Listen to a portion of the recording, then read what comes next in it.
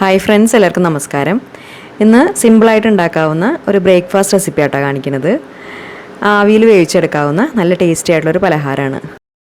അപ്പോൾ അതിന് വേണ്ടിയിട്ട് നമ്മൾ 1 കപ്പ് പച്ചരി നന്നായിട്ട് കഴുകിയതിന് ശേഷം ഒന്ന് കുതിർത്തെടുത്തിട്ടുണ്ട്. ഒരു 4 മണിക്കൂറൊക്കെ നല്ലോണം ഒന്ന് കുതിർത്തെടുക്കണം. ഇനി അതിലെ വെള്ളമൊക്കെ നന്നായിട്ട് ഊറ്റി കളഞ്ഞതിന് ശേഷം നമുക്കതൊന്ന് അരച്ചെടുക്കുകയാണ് വേണ്ടത്. അപ്പോൾ അതിന് വേണ്ടിയിട്ട് മിക്സി ജാറിലേക്ക് ഇട്ട് കൊടുക്കാം.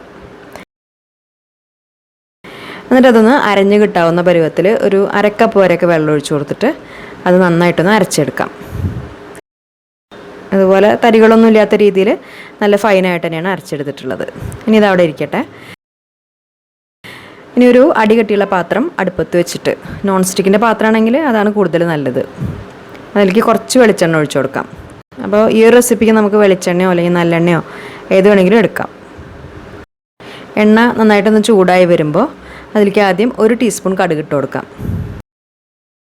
കടുകൊന്ന് പൊട്ടി വരുന്നതോട് കൂടിയിട്ട് 1 ടീസ്പൂൺ കടലപ്പരിപ്പും ഒരു 1.5 ടീസ്പൂൺ വരെ ഉഴുന്നുപരിപ്പും ചേർത്ത് കൊടുത്തിട്ടുണ്ട്. എന്നിട്ട് ആ കടലപ്പരിപ്പും ഉഴുന്നുപരിപ്പും നന്നായിട്ടൊന്ന് മൂപ്പിച്ചെടുക്കാം.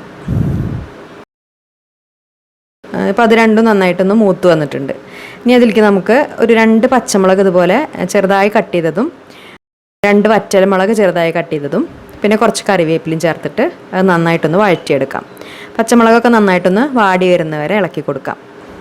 അപ്പോൾ പച്ചമുളകിൻ്റെയും ഉണക്കമുളകിൻ്റെയൊക്കെ അളവ് നമ്മുടെ എരിവിനനുസരിച്ച് ചേർത്ത് കൊടുത്താൽ മതി.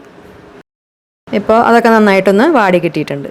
ഇനി നമുക്കതിലേക്ക് നമ്മൾ നേരത്തെ അരച്ചു വെച്ചിട്ടുള്ള ആ ഒരു മാവ് ചേർത്ത് കൊടുക്കാം. ഈ സമയത്ത് ഫ്ലെയിം നന്നായിട്ട് കുറച്ച് വെച്ചതിന് ശേഷം ഒഴിച്ചു കൊടുത്താൽ മതി. എന്നിട്ട് പിന്നെ ആ ജാറിൽ കുറച്ച് വെള്ളം ഒഴിച്ചു കൊടുത്തിട്ട് അതും കൂടി അതിലേക്ക് ചേർക്കാം. ഏകദേശം ഒരു 1/4 കപ്പ് വരെ വെള്ളം ചേർത്തിട്ടുണ്ട്. പിന്നെ അതിലേക്ക് ആവശ്യത്തിനുള്ള ഉപ്പും ചേർത്ത് കൊടുത്തിട്ട് അത് പെട്ടെന്ന് തന്നെ നന്നായിട്ട് ഇളക്കി കൊടുക്കുക. നല്ല ചൂടായിട്ടുള്ള പാനാണല്ലോ, ഇളക്കി കൊടുത്തിട്ടില്ലെങ്കിൽ അതെല്ലാം കൂടിയിട്ട് പെട്ടെന്ന് അങ്ങോട്ട് കട്ടയായി മാറും. എന്നിട്ട് അത് കട്ടകളില്ലാത്ത രീതിയിൽ നന്നായിട്ടൊന്ന് ഇളക്കി കൊടുക്കാം. അതിലെ വെള്ളമൊക്കെ വറ്റിയിട്ട് മാവ് ഒന്ന് ഡ്രൈ ആയി വരണം, അതുവരെ ഇളക്കി കൊടുക്കാം. അത് പെട്ടെന്ന് തന്നെ ആയി വരും. അപ്പോൾ മാവ് നമ്മൾ ഇതുപോലെ നന്നായിട്ടൊന്ന് ഇളക്കിയെടുത്തിട്ടുണ്ട്. നമ്മളിതൊന്ന് കുറച്ചെടുത്തിട്ടൊന്ന് ഉരുട്ടി നോക്കുമ്പോൾ കയ്യിലൊന്നും ഒട്ടി പിടിക്കാത്ത രീതിയിൽ നന്നായിട്ടൊന്ന് ഉരുട്ടിയെടുക്കാൻ പറ്റണം. ആ ഒരു പരുവത്തിൽ ഇളക്കിയെടുത്താൽ മതി. ഇനി ഫ്ലെയിം ഓഫ് ചെയ്തതിന് ശേഷം അതിലേക്കൊരു 1/2 കപ്പ് വരെ നാളികേരം ചെറിയതും കൂടി ചേർത്ത് കൊടുത്തിട്ട് നന്നായിട്ടൊന്ന് അങ്ങോട്ട് മിക്സ് ചെയ്തതിന് ശേഷം നമുക്കത് ആ പാത്രത്തിൽ നിന്ന് വേറൊരു പാത്രത്തിലേക്ക് മാറ്റാം. എന്നിട്ട് പിന്നെ നമ്മളത് ചെറിയൊരു ചൂടോടുകൂടി തന്നെ നമ്മൾ കുഴക്കട്ടയൊക്കെ ചെയ്യുന്ന രീതിയിൽ കുറച്ചായിട്ട് എടുത്തിട്ട് നന്നായിട്ടൊന്ന് ഉരുട്ടിയെടുക്കാം. അപ്പോൾ ആദ്യം കൈ വെച്ചിട്ട് ഇതുപോലെ നന്നായിട്ടൊന്ന് അങ്ങോട്ട് കുഴച്ചെടുക്കാം. അതിൽ വല്ല കട്ടകളുണ്ടെങ്കിൽ അതൊന്ന് ഉടയുന്ന രീതിയിൽ നല്ലോണം ഒന്ന് കുഴച്ചെടുത്തതിന് ശേഷം കുറേശ്ശെ മാവ് എടുത്തിട്ട് ചെറിയ ചെറിയ ഉരുളകളായിട്ട് ഉരുട്ടിയെടുക്കാം. നമുക്ക് ഏത് വലുപ്പത്തിലാണോ വേണ്ടത് വെച്ചാൽ അതിനനുസരിച്ച് ഉരുട്ടിയെടുക്കുക. ബാക്കിയുള്ളതും ഇതുപോലെ തന്നെ ചെയ്യാം. അപ്പോൾ ആ 1 കപ്പ് പച്ചരി വെച്ചിട്ട് നമുക്കൊരു 19 എണ്ണൊക്കെയാണ് കിട്ടിയിട്ടുള്ളത്. ഇനി ഇത് നമ്മൾ ആവിയിൽ വേവിച്ചെടുക്കുകയാണ് വേണ്ടത്. അപ്പോൾ ഒരു ഇഡ്ഡലി ചെമ്പിൽ കുറച്ച് വെള്ളം നന്നായിട്ടൊന്ന് തിളപ്പിച്ചെടുത്തിട്ടുണ്ട്. അതിലേക്ക് ആദ്യം ഇതുപോലെ ഒരു തട്ട് വെച്ച് കൊടുക്കാം. തട്ടിൽ കുറച്ച് വെളിച്ചെണ്ണ പുരട്ടിയിട്ടാണ് വെച്ചിട്ടുള്ളത്. എന്നിട്ട് നമ്മൾ ഉരുട്ടി വെച്ചിട്ടുള്ള ഈ കുഴക്കട്ട ഓരോന്നായിട്ട് അതിലേക്ക് വെച്ച് കൊടുത്തിട്ട് അടച്ചു വെച്ചിട്ട് വേവിക്കാം. അപ്പോൾ ഒരു മീഡിയം ഫ്ലെയിമിൽ വെച്ചിട്ട് ഒരു 15 മിനിറ്റൊക്കെ ഒന്ന് വേവിക്കുമ്പോഴേക്കും കുഴക്കട്ട നന്നായിട്ട് വെന്ത് കിട്ടും. കുറച്ച് എരിവൊക്കെ ആയിട്ടുള്ളൊരു കുഴക്കട്ടയാണ്.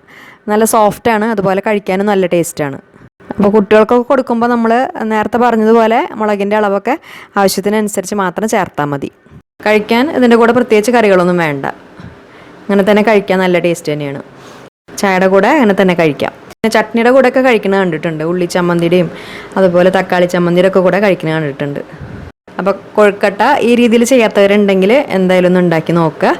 എന്നിട്ട് അഭിപ്രായങ്ങളൊക്കെ കമൻറ്റ് ബോക്സിൽ മറക്കാതെ ഒന്ന് അറിയിക്കുക. പിന്നെ വീഡിയോ നിങ്ങൾക്ക് ഇഷ്ടപ്പെടുകയാണെങ്കിൽ പറ്റുമെങ്കിൽ ഒന്ന് ലൈക്ക് ചെയ്യുക. അതുപോലെ ഫ്രണ്ട്സിനും ഫാമിലിക്കൊക്കെ ഒന്ന് ഷെയർ ചെയ്തിട്ട് നമ്മളൊന്ന് സപ്പോർട്ട് ചെയ്യുക. അപ്പോൾ നല്ലൊരു റെസിപ്പി വീഡിയോ ആയിട്ട് ഇനി വീണ്ടും കാണാം. താങ്ക്